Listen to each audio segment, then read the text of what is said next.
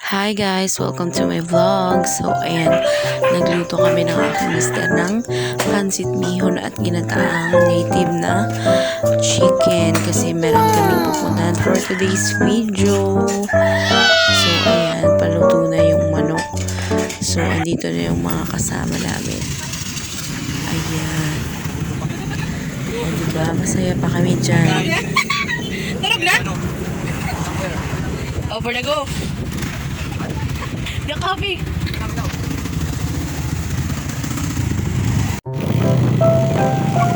At ayan, on the way na kami sa aming pupuntahan.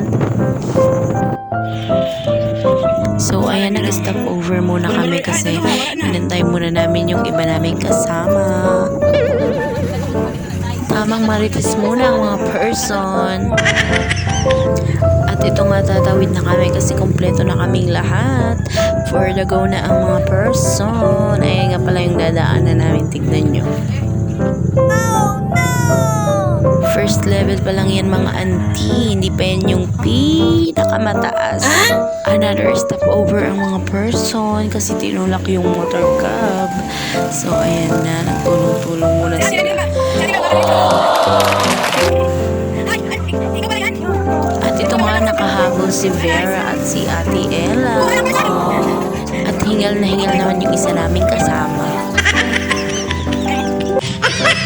So, continue na ang aming paglalakbay for today's video. So, akala nga namin okay na yan, diretso na yung aming paglalakbay. Yung pala hindi, dahil kasi nga, iniwan na lang namin dyan yung motor cab at binalikan na lang si Kuya Greg tsaka si Bridget kasi hindi na talaga kaya. Kasi sobrang taas ng mga daan, day. Wow! Ayan na, bumaba na sila dyan kasi nga, para itulak sana yung motor cab. Kasi so, alam nyo yung nangyari. Ayan, abangan. Charis. Another stop over. Anong nangyari? Mama, mo kaya daw. Grabe, mali ka man mga ano. Ay, si At ito na nga ang nangyari. Karing ka na?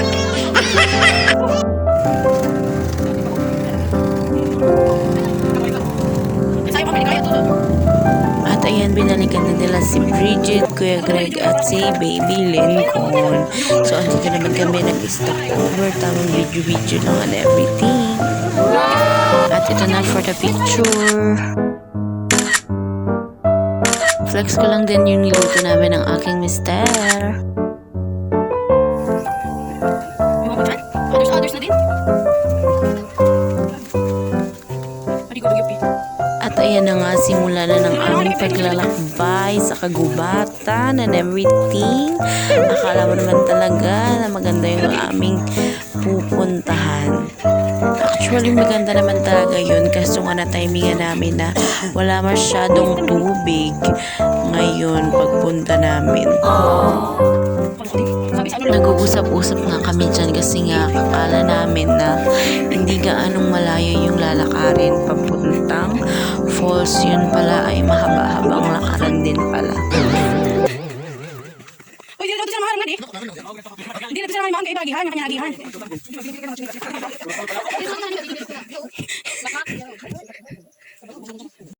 At ayan, nakapagpahinga na kami saglit. So, continue na naman kami sa paglalakad.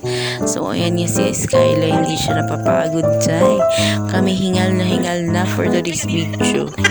Yung batang yan ay wala pa rin. Hindi pa rin siya napapagod dyan.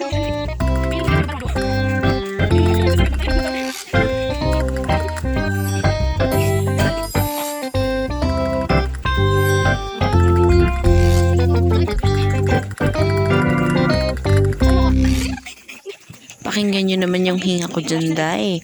Akala mo naman talaga, hindi na talaga makakalakad ba? At kahit hingal na nga, ay for the go pa rin sa pagbibidyo ang person. At ito na sa wakas, malapit na kaming makababa dun sa falls.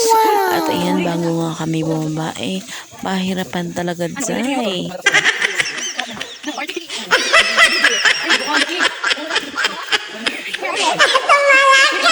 At ayan, napa-oh my God na lang dyan ang pinsan ko. At sabi ko nga saluhin na lang nila ako kasi nga sabi ko hindi ko kayang bumaba kasi napakataas talaga. Hindi naman daw nila kaya kung saluhin day. Ay, saluhan naman lak niyo.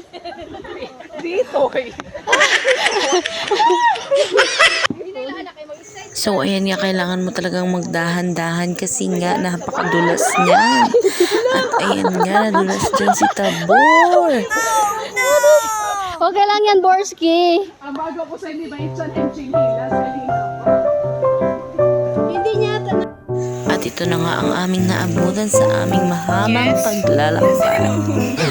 So ayan si Emeline Ihila for the video lang para naman may remembrance tayo sa nilakad nating napakahaba.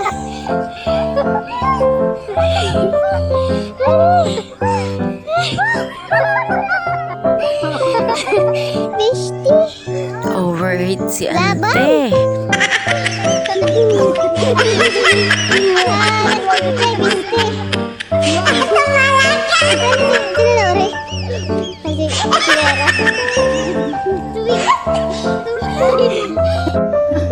Kasalukuyan pong nagpapahinga ang mga evacuees ng gera sa Maguindanao. Medyo namin alert mga evacuees sa Buya lang. So ayun, umuwi na lang kami agad kasi nga hindi naman nga malakas yung tubig sa falls kaya mag-change location na lang ang mga person. So sa dagat na lang kami kasi para sure na may tubig. At ayun na nga, nakarating na kami sa beach. Hindi ko na na-video yung pagkadating namin kasi pagod na ang person guys. So ayan, nag-prepare na ang mga person and everything. So ayan, nagpiprito si Ate Nalit ng hotdog tsaka kikiam.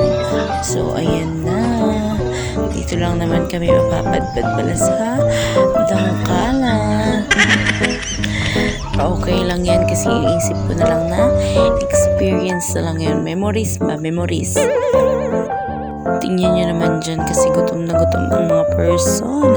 Kanya-kanyang kuha ng pagkain. So ayan, kain tayo mga person.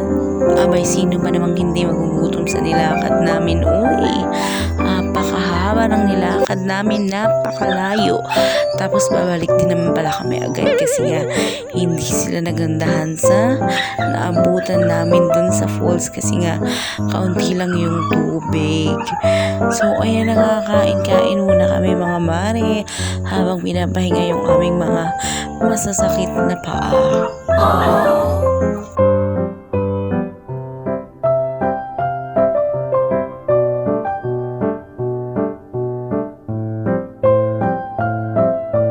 At ayan, nag-aasaran nga kami kung sino pa yung gustong bumalik doon next week sa pinuntahan namin kasi napakalayo. Alam mo yun, nakakapagod. Tapos pagdating namin, wala pala kaming maliliguan kasi kaunti lang yung tubig kasi alam mo naman, summer na pala ngayon, kaya yun, hindi ganong marami yung tubig ng falls.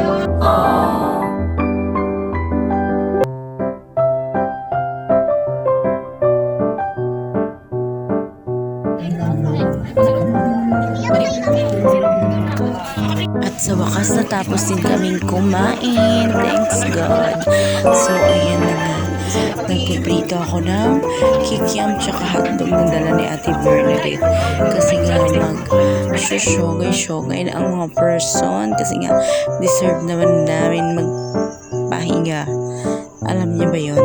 Kasi ang haba-haba ng nilakad namin. At ito na nga, for the round 2 na tayo ng ating food trip mga mare. Kasi nga gutom na gutom kami. So ayun, nagpiprito nga pala ako ng kikiam tsaka ng hotdog. Kasi nga, tinulungan ko na si Ate Bernadette kasi alam kong pagod na pagod din yun. So andyan nga si Emeline kasi nga kala ko anong ginagawa niya. Nagpapakit pala siya sa camera kasi alam niyang nagpa-vlog ako dyan. So ayan, for the kikiam and hotdog, ulit-ulit na naman tayo dyan. Tamang kwentuhan lang sa mga person and everything, everybody. So ayan, si Emeline nangungulit daw siya kasi nga gustong-gusto niya makita sa vlog. Charis!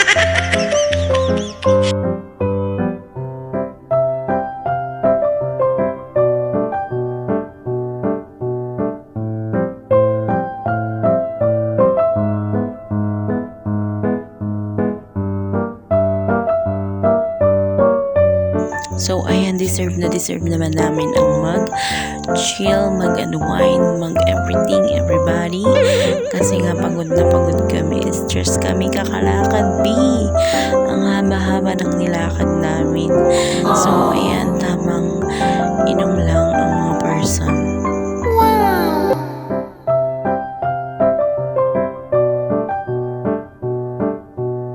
So, sa part na yan, parang nabawasan naman na yung pagod namin, yung stress namin, yung everything. Kasi nga, alam mo yun, ang haba-haba ng nilakad namin. Napakainit, anong oras na hindi pa kami kumakain. So, ayan dyan, tamang chill, unwind, and everything lang ang mga person.